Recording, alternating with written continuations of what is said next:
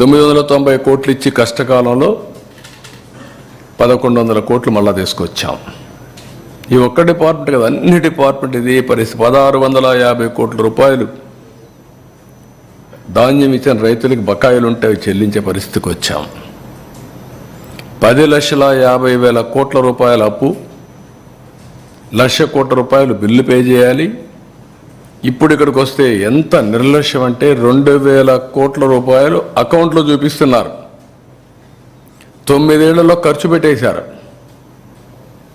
ఖర్చు పెట్టిన డబ్బుల్ని అకౌంట్ కూడా రాయలేని అసమర్థ ప్రభుత్వం.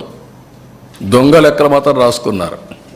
నేను ఇంకా హార్ష్గా చెప్పాలంటే డిజాస్టర్ మేనేజ్మెంట్కి కెలామిటీ ఫండ్లో 2,000 కోట్ల రూపాయలు చూపిస్తుంది.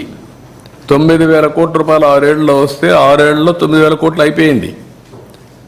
ఖర్చు పెట్టిన డబ్బులు అకౌంట్లో చూపించలేదు.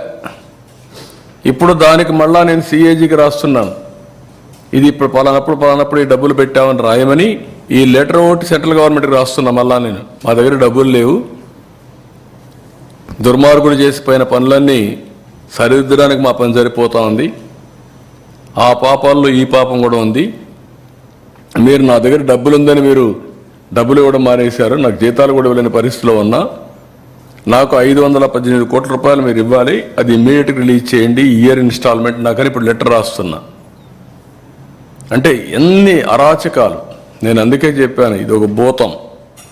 ఆ భూతాన్ని శాశ్వతంగా పూడ్చిపెడితే తప్ప పైకి రాకుండా ఇలాంటి వేషాలన్నీ వేస్తూ ఉంటుంది. ఇప్పుడు ఇవన్నీ ఒక ఎత్తు అయితే, నాకు వచ్చిన సమస్య కళ్ళారా చూశాను. అనునిత్యం వాళ్ళ కష్టాలు అక్కడ జరిగిన వాళ్ళందరూ చూశాను. ఎంత నరకయాతన అనుభవించాలో అంత నరకయాతన అనుభవించారు. ఈవెన్ టుడే వాళ్ళు పడిన బాధలు, వాళ్ళ కష్టాలు, సమ్టైమ్స్ నా నిస్సహాయత, మా అధికారులు పోయినప్పుడు కూడా చేయలేని పరిస్థితి, నీళ్లు కావాలంటే నీళ్లు ఇవ్వలేని పరిస్థితి, leave alone other things. Food ఉంది, లాస్ట్ మైల్లో చేర్చలేకపోయాం. ఇలాంటి మేము ఓసారి కొంత వేస్ట్ అయినా పర్వాలేదు, ఎక్కువ తయారు చేయండి, పంపించండి, పుష్ చేయమంటే పుష్ చేసాం. కొన్ని దిక్కడ ఆ టైం ల్యాగ్ కూడా, ఫుడ్ కూడా కొన్నిసార్లు ఇబ్బంది వచ్చే పరిస్థితి వచ్చింది. బట్ అల్టిమేట్గా మేము చేయగలిగిన సకాల ప్రయత్నాలు, మానవ ప్రయత్నాలు ఎన్ని చేయగలుగుతాం అన్ని ప్రయత్నాలు చేశాం. అందుకే మేము చేసిన ప్రయత్నాల్ని ప్రజలు గుర్తించారు, రాష్ట్రం అంతా గుర్తించారు, దేశం మొత్తం గుర్తించింది. నేను అహ్మదాబాద్ పోతే అందరూ అప్రిషియేట్ చేసే పరిస్థితికి వచ్చారు. Nation is recognised. అదే మాదిరిగా ప్రతి ఒక్కరూ ఈ కష్టాలు చూసిన తర్వాత దాతలు స్వచ్ఛందంగా ముందుకు వస్తున్నారు. రియలీ నా లైఫ్లో చాలా క్రైసిస్ చూశాను, కానీ చాలా సంక్షోభాలు చూశాను, కానీ ఈ విధంగా ఎప్పుడు రాలేదు. ఆ విధంగా వచ్చారు. వారందరికీ పేరు పేరున మనస్ఫూర్తిగా కృతజ్ఞతలు తెలియజేస్తున్నా. రాష్ట్ర ప్రభుత్వం తరఫున, 5 కోట్ల ప్రజల తరఫున. ఎక్కడో ఉండేవాళ్ళు డబ్బులు పంపించారు.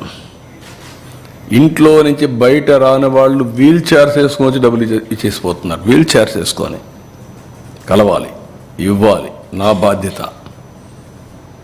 ఒక సోషల్ రెస్పాన్సిబిలిటీ అనేది ఒక ప్రభుత్వమే కాదు, ప్రభుత్వానికి మేము కూడా అండగా ఉండాలి అనే పరిస్థితికి వచ్చారు. దానికి కారణం ప్రజలు ఒక నమ్మకం, సర్వ విధాలుగా ప్రయత్నం చేశారు. నేను కూడా చేయకపోతే నేను కూడా దోషిగా మిగిలిపోతాను, నేను కూడా మనిషిని, నేను కూడా చేయాలి అని పిల్లల దగ్గర నుంచి అందరూ హెల్ప్ చేసే పరిస్థితి వచ్చారు. వాళ్ళందరినీ అభినందిస్తున్నా.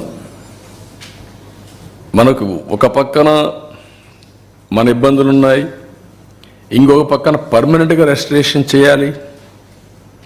మళ్ళీ నేను ఈ వరదలకు ప్రజల్ని బలిగా కానిచ్చేందుకు వీలు కాదు, అది కూడా చేయాలంటే చాలా సిస్టమేటిక్గా పనిచేయాల్సిన అవసరం ఉంది. తాత్కాలిక